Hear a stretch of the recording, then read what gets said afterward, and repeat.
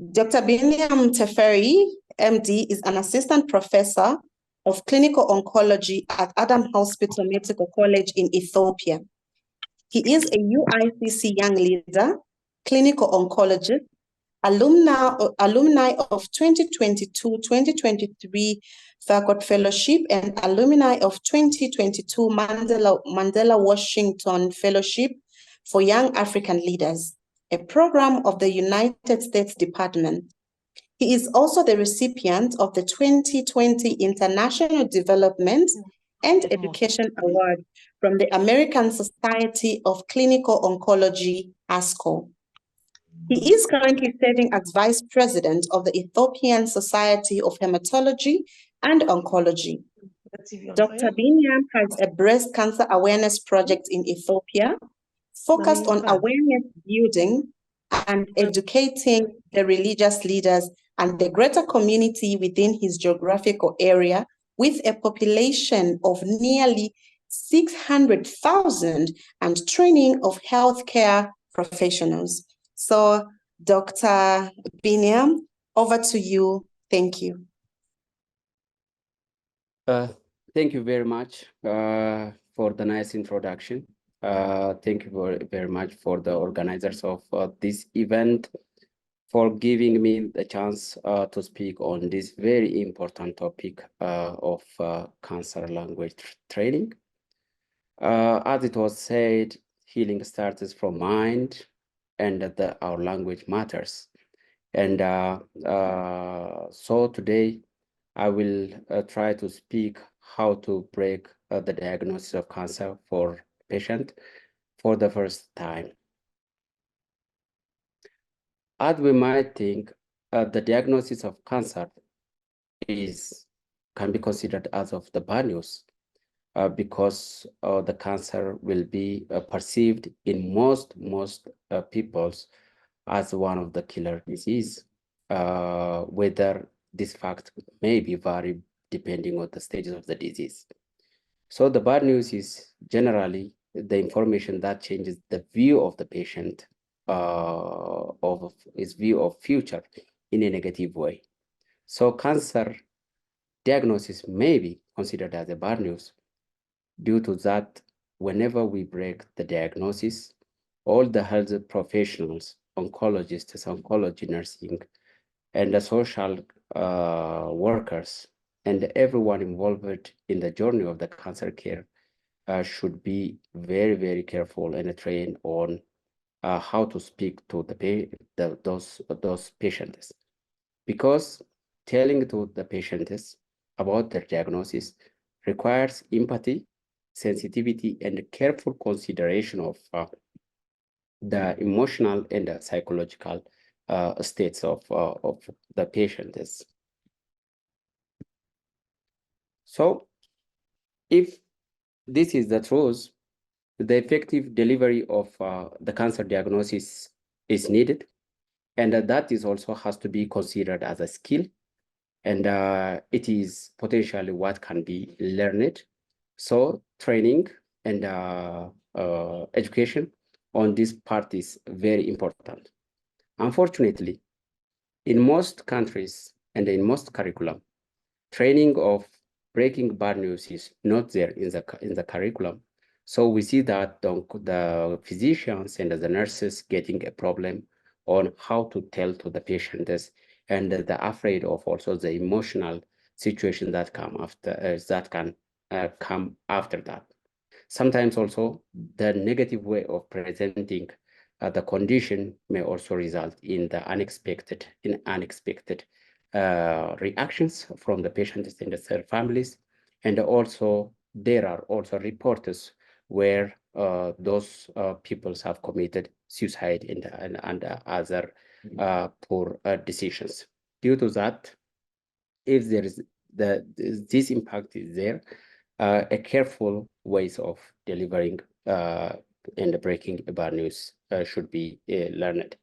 In general, there are principles in breaking the cancer diagnosis.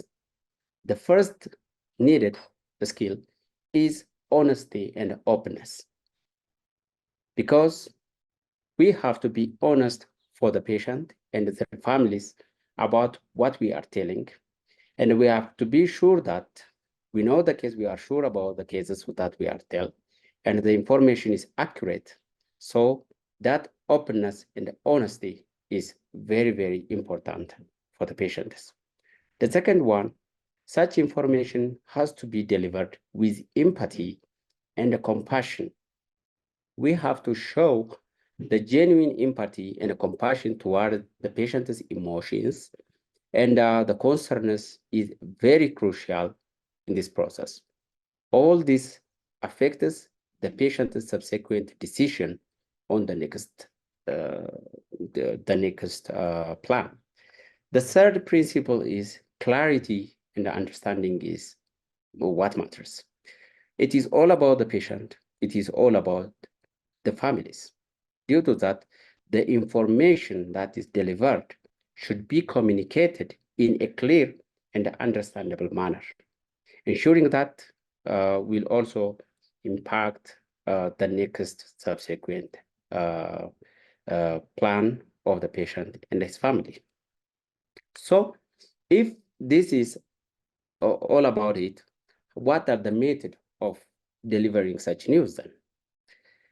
The first is we have to choose the appropriate setting to tell, because selecting a suitable and a private environment to ensure the patient feelings, and it has to be comfortable and secured during the conversation.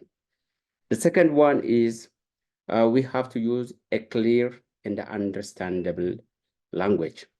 It would be very nice if the language is primarily delivered in the way the patient understanding, perhaps his mother tongue. And the second, we have to use a very simple languages, and the medical jargons and the ambiguities should be avoided as much as possible. The third is we have to provide the emotional support during our speech and also after we deliver our information. Such effective ways of telling has enormous benefit, especially to the patient and to the family, and at the same time also to the healthcare professionals. The first benefit is to build trust and enhance the patient-provider relationship. The cancer journey is not simple, it is a very long. So trust is what matters, especially between the patient and the provider. So building a strong and open relationship between the healthcare provider and the patient, and which is vital for the patient's well-being and involvement in their care, is one of the benefits. The second benefit is it enhances the patient and the family satisfaction. Even if the news is bad, and there are different researches confirming that when it is delivered in a structured and a compassionate manner, even the bad news may be sometimes satisfactory, so that may enhance the patient family satisfaction. The third benefit is it reduces anxiety, because when the structured approach can reduce the patient and the family anxiety by providing clear and information and emotional support. If this is so, what models we have to follow in delivering the bad news? There are different, more than 6 models that are confirmed to be better for structured delivery of the bad news. There might be, to mention some of them, the SPIKES protocol, ABCD model, NURSE model, and others may be mentioned. But before getting into each model, today I can't go to each model because I don't have enough time. But what we have to know is there is no consensus on as which model is the best practice or which model is the standard. There is no consensus. But the goal is the health provider has to become comfortable and well-versed in delivering and discussion of the cancer diagnosis. So if we follow the steps one by one, the first thing before delivering, what's important is preparation. The health provider should prepare himself, should prepare the patient, and should prepare also the conducive environment before telling. So they have to review the patient's information carefully as one of the basic preparation point before conversation.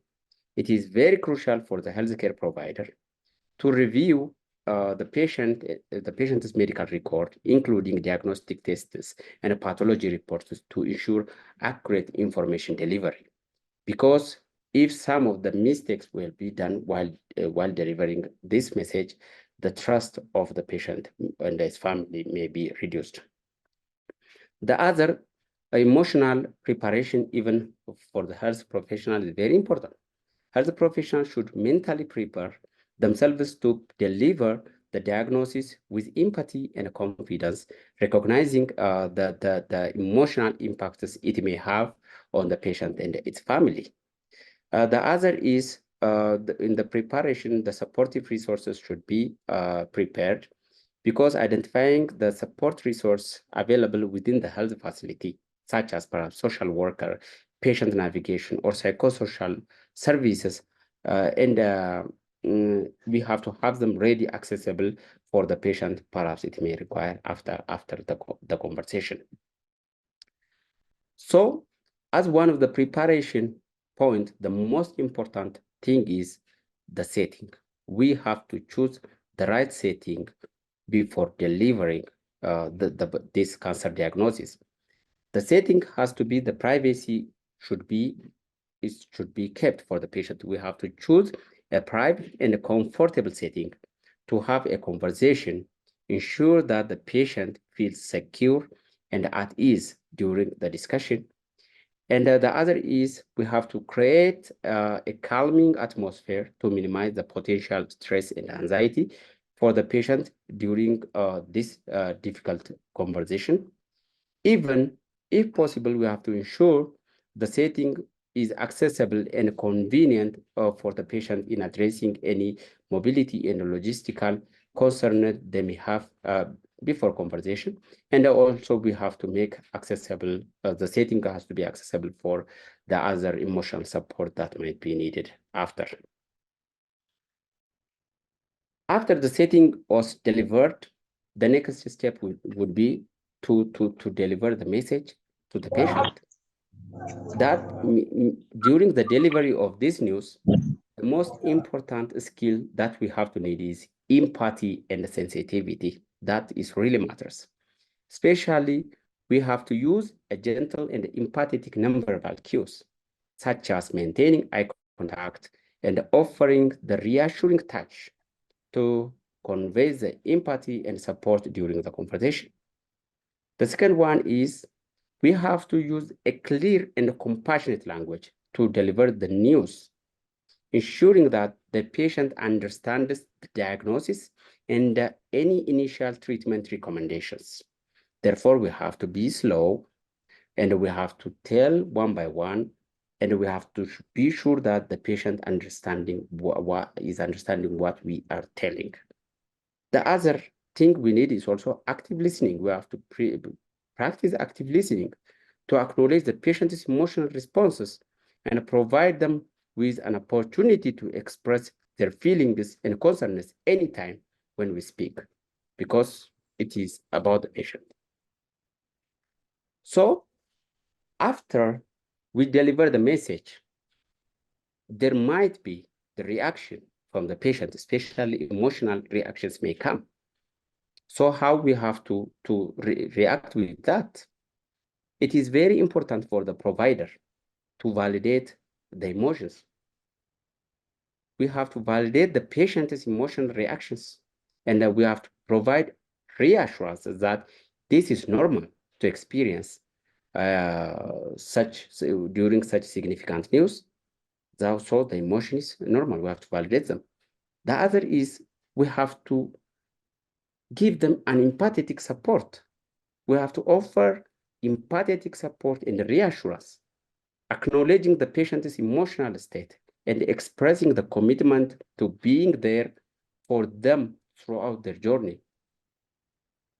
The other is, if needed, referral to the support system, which is accessible in the healthcare facility has to be there. The most important thing is also we have to encourage the patients for questions, and we have to address the patient's concern and question at the same time. As we said, active listening is very, very important because the patient has to feel that they were listened and they were understood, and all their doubts should be spoken out and then appropriately answered. So we have to also clarify the informations. Whenever the patient is asked the question, we have to explain in a clear and detailed manner in the language they can understand. Very easy language, no medical jargon, and clearing everything. The other is we have to also involve the family. Even though this may vary from culture to culture, from place to place, according to the culture of the society and the community we are serving, the family involvement is very, very important for the patients. During the breaking of the news, because they give the emotional support, and also they will aid the decision that come after. So the final parts of the communication would be we have to offer them also support, and we have to tell them the next step. Emotional support is very, very important. Being with us during the breaking and after the break, also with the system existing, be it counselor and psychosocial support. And the other is we have to clearly tell them the next step. We have to tell them the disease prognosis, the treatment planning, and the available resources, be it in the hospital or in the country. We have to tell them in detail, and we have to help them also in decision and in guidance of their partners. This is more or less the structure manner, how we from the starting and to the ending. But in Africa, I can say there are a lot of problems in addressing this one, and perhaps in delivering the cancer diagnosis, the environment that we use may not be conducive for the patient. The first challenge is there is a resistance and a denial of the patients. At the same time, also, there is no enough supporting staff. For example, not enough psychologists, not enough psychiatrists and psychosocial support, not enough social workers. The other challenge is the time constraint, especially when we tell the cancer diagnosis for the first time, there is an intense emotional reaction from the patient and the family. So to address that, we need time.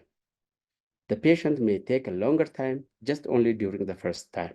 If the first conversation is very smooth, subsequently, they don't need even more time because they don't need 5 minutes even when the treatment. So there is a time constraint as in Africa because the professionals are low in number and the patient number is high. Perhaps in order to serve the other patients, we do not have enough time to give for the patients, especially to address their emotional reactions.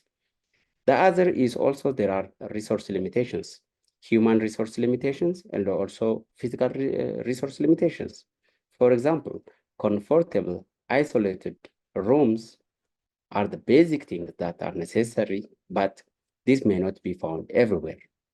And the other is there is emotional toll on the clinicians, and they get into the burnout and also compassion fatigue, and that is also overlooked. So the organizations and the health institution leaders and the government should understand the importance of such requirements, relatively simple, addressable, and solved for most African countries. So in conclusion, what we have to know is empathy and understanding is very important.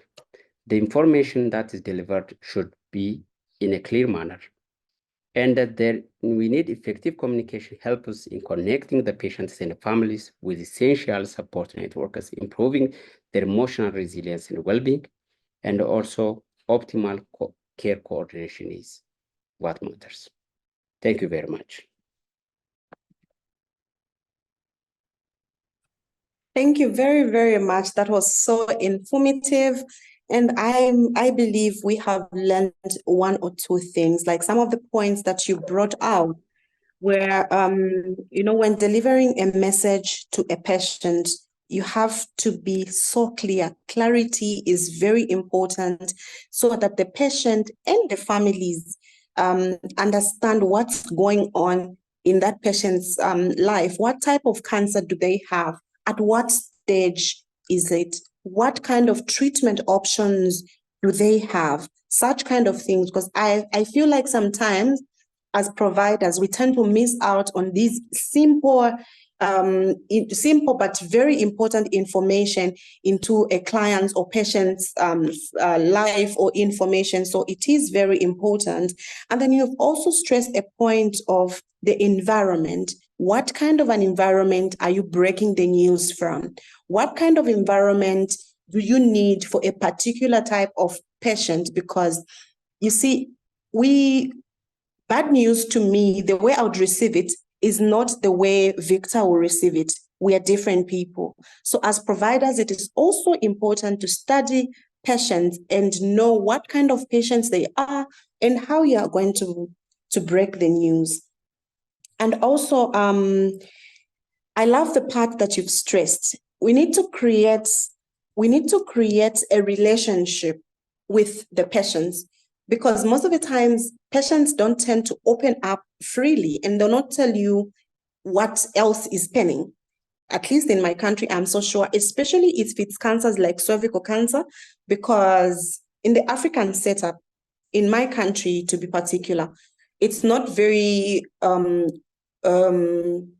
open for someone to mention the word cervix in our native language in public, because it's a taboo. It's like you're insulting. So yeah, I just love some of those points that you have brought forward. So thank you very, very much. We appreciate. And if you've got any questions for the doctor, kindly put them in the chat box and we'll address some of the questions as soon as we can.